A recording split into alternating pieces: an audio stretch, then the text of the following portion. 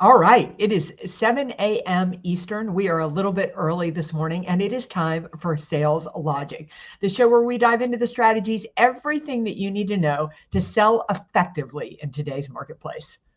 Hey, we got a lot of good stuff going on today. We're talking about how to get prospects to choose you over the competition. I think companies should be choosing us to speak at their sales kickoff meetings over I anybody else, think right? so, because it is sales kickoff time, isn't It, it? it really is. But anyway, that's the topic. How to get prospects to choose you over the competition. Lightning round, top 10 ways to increase your sales effectiveness. So, hey, talk to me. How Yeah. how do we get prospects to choose us over the competition? I think one of the most important things I was just listening to, and I know you've ever read the book, but I was just listening to Rory Vaden's book, Wealthy and Well Known, and I'm not very far into it. I'm only into about chapter 6 or 7, I think, and it's actually the second time I'm reading it. But we're right at the chapter where he's talking about David Averin, and David Averin really forcing him to stop selling the solution and to start selling the problem. So I think that's really the place where we start with really getting the competition to choose us over our competitors, getting customers. There I go. It's early, right? Getting customers to choose us over the competition is we have to understand their pain point and communicate that pain point. And we have to be able to communicate back to them. I was on a call yesterday, and it really came down to what's the problem, and I was able to articulate the problem and actually expand on the problem for them, and had the customer thinking, okay, you are the solution, you are the reason. What this is kind of like the third stage of selling, because I think the early stage is selling the product, then you sell your solution, and then really what you're doing is you're selling your problem. And that's where we have to get to, because that's where the customer says, I have to work with you. I cannot afford to work with anyone other than you. Yeah, I mean, I think that that's the other thing. I think the other thing too is you get customers to choose you over the competition by customers having heard about you. I mean, you're famous for saying your reputation arrives before you do, but you've got to build that reputation, right? I mean, you've got to build it, you've got to nurture it, you've got to elevate it, and you've got to really clearly daily, I think, work on building your visibility in the marketplace. Well, yeah, because nobody does business, nobody even takes a sales call with somebody unless they've done research on you. Our friend, we were talking about him earlier, Rory Vaden, says your reputation arrives before revenue. And I really do agree. Now, that doesn't mean that you immerse yourself 24/7 in just social media and doing all this marketing stuff, because you're making sales calls along the way. But it means that you got to be doing both. And it means you have to listen to what is the marketplace saying about you. Because again, that's the other piece. How to get prospects to choose you over the competition.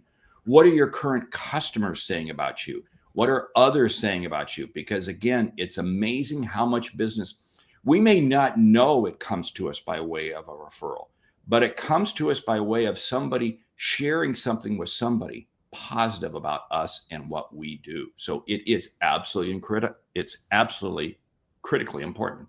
Yeah, I also think if you want customers to choose you over the competition, you've got to really understand their industry better than they do. I mean, really going deep into that industry and intimately, like they have to feel like they can't live without you. Like choosing you would be detrimental to their organization. Now, that may sound a little bit dramatic, but in today's marketplace, if if it comes down to Mark or it comes down to me, then pretty much on paper we look the same. We've spoken for the same amount of clients, we've got the same keynotes, we've got the same accolades in our career, we've got a lot of similar background. So what's going to make them choose us is that one of us has done a better job of communicating that we will provide so much value that they can't live without us. And that's creating that whole reputation. That's creating that level of expertise. And it also comes down to then you understand their business so well that you can express things in a simple manner. This is the other piece.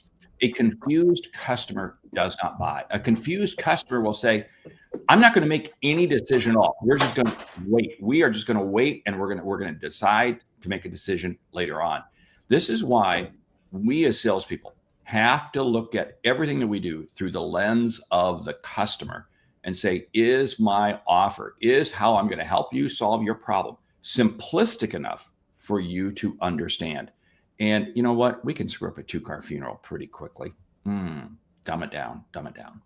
Well, I think what you're saying is so incredibly important, because you have to be able to answer the question. I mean, right now, can you answer the question, why would somebody choose you over your competition? And if you can't spit that out in one word, then why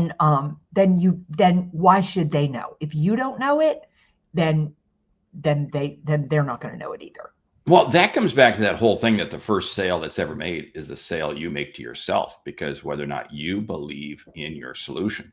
Now, that takes us down a little bit of that takes us down another path, and that is this path of confidence. Because again, if I have confidence that I can help you solve your problem, that's great. But you have to have confidence that I can help you solve your problem. And that's a different conversation. That's a different discussion. That is only going to come about by me asking you, the customer, questions that I'm going to get you to answer so that you can begin to articulate as to whether or not you are confident in me. Because again, if the customer's not confident, they are either going to not make a decision, they're going to stay with status quo, or they're going to go in a whole different direction. Yeah, so agree. I also think, Mark, if you want customers to choose you over the competition, you've got to take every single piece of friction out of the buying process. Like I was talking with a prospect, I think it was a couple of days ago. Somebody called me, and it was a deal that I'd already landed, and we're renewing another opportunity in there. And she said, "What I really love about you is you're so responsive." And I'm responsive. Like, let's take the service out of it. I'm responsive because I know if I am not responsive, they are going to move on to somebody who is, right? I mean, there's nothing I'm selling that is so life altering that they can't find somebody else to do it. So, so this whole thing, I've done all the heavy lifting. Like, they like me, they're into me, they feel like I can solve their problem, they know I can deliver. But if I don't add that extra layer of removing any ounce of friction of doing business with me, then I stand a chance of losing the deal. That is so important. And removing friction means also speed. Yeah. I'm amazed at the number of salespeople who get inquiries, however they may come, and I'll follow up with them in the morning when I'm fresher, or I'll follow up with them after this or after that. It is about speed, and that's the whole simplicity. Because here's the problem that drives me crazy: salespeople thinking about a prospect does not mean the prospect is thinking about you. I see so many salespeople. Well, I need to kind of think about it. I'm really thinking about them. Well, trust me, they're not thinking about you. They're thinking about their problem. And this is why when that inquiry comes in, or you reach out and they're interested, if you don't follow up quickly, you have every right to lose that sale, because the customer is going to move on to somewhere else. Yeah, so true. I also think it's really interesting when it comes to getting the customer to choose you over the competition. You need to bring your resume to the table. I mean, you need to come there with stories. You need to come there with facts and figures. It isn't enough to say, we just help a lot of customers in your industry. You've got to go in there and you've got to say, look, we've helped these specific customers, if you have their permission, to use their names, and the statistics. How much have you helped them by? Have you increased their retention? Have you decreased their inefficiencies? Like, what have you done specifically to get them, to choose you? Wow, you are hitting the trifecta of selling, because the trifecta of selling is where you're stating the problem to them, You are restating, here's the problem, here's what I see. You're having that conversation on it. You're sharing a story as to how you solved a similar problem with another company, and then you put the proposal on the table, the trifecta of how you close a deal. And when you do that, it is amazing at how the customer comes along with you. You notice I didn't say, oh, you walk through every step of what it is that you offer. No, because if the customer has confidence in you and you understand their problem and they see that you've been able to help them help other people in their industry solve the same problem, you're in. You're not going to have to walk through step A through double Z explaining how you're going to solve the problem for them. Yeah, absolutely. I love what Natalie, thanks for getting up early and joining us this morning. When you solve the customer's challenges beyond the initial solution and make their lives better, you add value and create long-standing relationships. So true. I mean, in essence, what Natalie is saying here, if you want the customer to choose you over the competition, you better be there to do one thing: serve. Period. Serve. The moment that this is about you, you become exactly like your competition. And this is about being different in the marketplace, right? Oh, it sure is. And when we talk about serving, there's no better way to serve than to help them solve their problem. That is the sweet spot of where you want to be. I love Andy's comment. Try saying we've been selected by comparing, in other words, we've been selected by others. That word right there just it gives you the confidence. And again, you're playing in a tight space. This comes back to what we've talked about on many, many shows.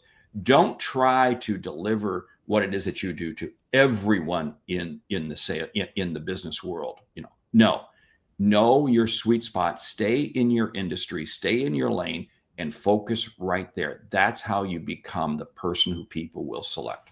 Yeah, I love what Andy said here. He's basically enhancing and making far better my comment. He said, replace the word help with compared, with selected. Like, so rather than we've helped companies just like you, we've been selected by companies. Oh, that is such a powerful shift. Andy, words are so incredibly powerful. I want to go ahead. No, go. Well, I was going to change the topic, so go ahead. Yes, go right ahead. Go right ahead.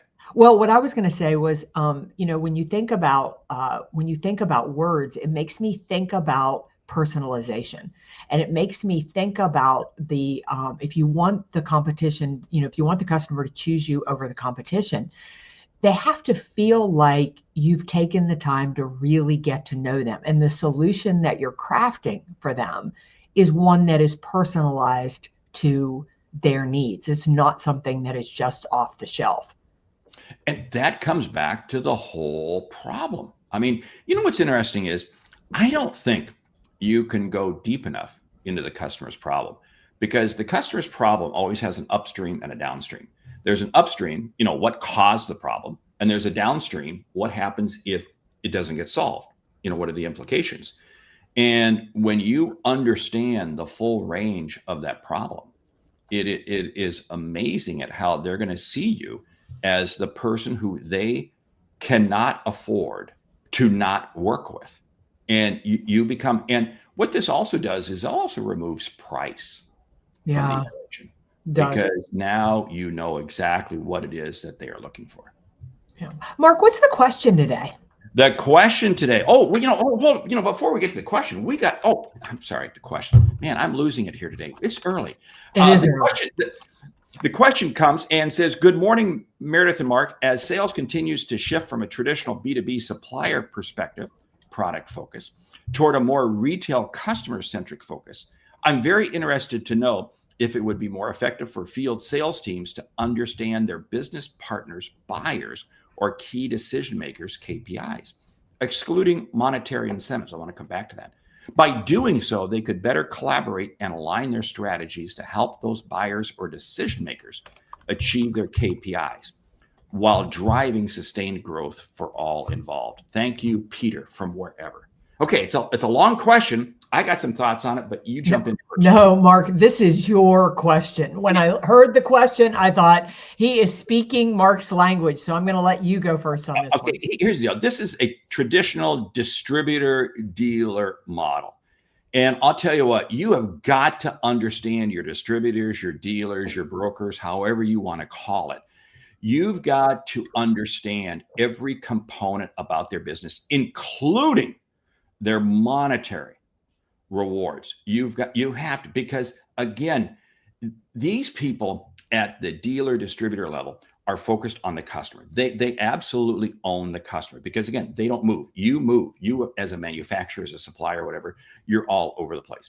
So you've got to understand their KPIs, their focus. You got to understand them, and you got to understand their customers' customer. In other words, your dealer's customers. Same thing. Don't abdicate. Don't abdicate this responsibility. You have got to own it all the way through. It makes your work harder, but you know what? It's going to be well worth it, because you're going to have people out there selling for you. Yeah, all day long. I mean, I think that I love this question. And what is so powerful about this question is not only the question, but it is thinking and responding differently to the marketplace, right? It is asking yourself, wow, we're in this sea of vanilla. I feel that way right now. I feel like I am doing exactly everything that my competitors are doing. And so I've got a meeting with my team on Monday, and the question to my team is, guys, we got to throw a little different mud at the wall. We've got to do something different in today's marketplace to get noticed, to get out there, and to really add value. And I feel like what this question is doing is asking yourself, gosh, this is what we have been doing, but do we need to shift lanes, and do we need to do something different? And the answer is yes. I mean, my gosh, understanding your customers' KPI, huge, right? I mean, Mark says that all the time in here. You need to go, I forget I think you call it going downstream, right, yeah. Mark? I mean, you talk about that all the time, because that is what they ultimately want. They don't want to buy your product. What they want is to get more tools that will help them land more deals. And the better you understand that, the better you're going to be able to position your tool to deliver what they ultimately want. A comparison I'll use is comparing this to AI. What AI has done is it has democratized information. Virtually every information is available to everybody. Okay, this is kind of like, customers have options. There's plenty of other companies they can buy products from. Your dealers, your distributors undoubtedly represent multiple lines, not just your line. The difference is in the application. This is what makes AI work. In other words, information is democratized. Our whole role is to help you apply the information. Same thing with a dealer, same thing with a customer. They need to apply the product to help them solve their problem. To do that, I got to understand their business model. I've got to understand every element about them. I got to go all the way downstream.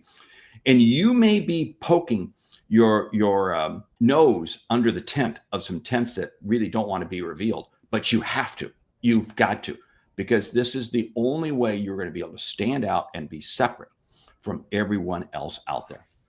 Yeah, I think I think it's such a great idea and such a great solution. I also think that the topic of this podcast today is something that you as a team should be asking yourselves on a regular basis, just because the reason that people chose me over the competition in 2025 will not necessarily be the reason that they choose me over the competition in 2026. And it's probably not going to be the same reason they choose me in first quarter versus fourth quarter, right? Oh, so spot on. Natalie is jumping in with a great comment. What got us here won't take us there. Absolutely. And this is where AI comes in play. AI can give us all kinds of this background information and so forth, but it does the same thing for everyone else. It's the application that we do for it. And that's what's absolutely key. Hey, you ready for the book? I am ready for the book. The book is from our friend Marcus Sheridan, and it's in the 3rd edition. Change the name, Endless Customers. Don't you love this book? I do. To tell you the truth, I'm trying to think what the book was called before. You ask, we answer, something of that nature. Okay, great. Yes. And so I just ordered the third edition of it, and I ordered the third edition because you told me to listen to a podcast where Rory Vaden was interviewing Marcus Sheridan, and we should put that in the show notes because it is such a good episode, and it is there are some really seriously good nuggets in there to really get the customer to choose you over the competition. Wouldn't you agree? Oh, I agree. And what's interesting is we're talking about problems, we're talking about stories. He shares stories in the book about when he had his pool business. So in other words, you talk about verifying that this gentleman can make it happen. He certainly does. So the book is Endless Customers. Pick it up, get it, great read. And Marcus is just a great guy. He is just a great guy, but wicked smart. And what I loved, Mark, when you sent me that podcast was that there were some really innovative things I don't know that I had necessarily heard before. And it's hard in today's marketplace to get some cutting edge information. Unless you're listening to Sales Logic podcast each week. Exactly.